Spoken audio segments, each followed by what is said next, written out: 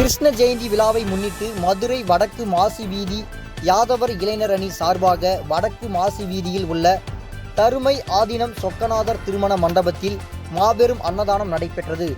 இந்த அன்னதானத்தில் சுமார் 5000த்திற்கும் மேற்பட்ட பொதுமக்கள் கலந்து கொண்டனர்.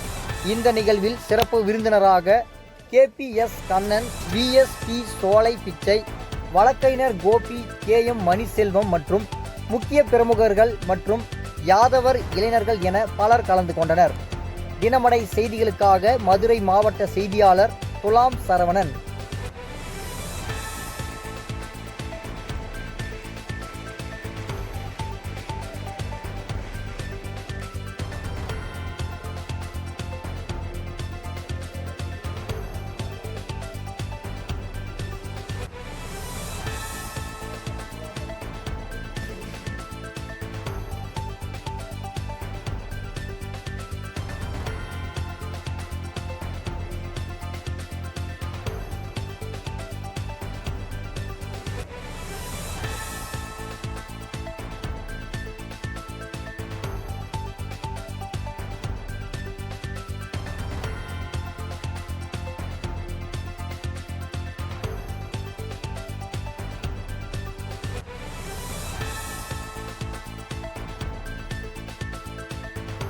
இதேபோல் சுவாரஸ்யமான செய்திகளை தெரிந்து கொள்ள நமது தினமடை யூடியூப் சேனலை சப்ஸ்கிரைப் செய்யுங்கள்.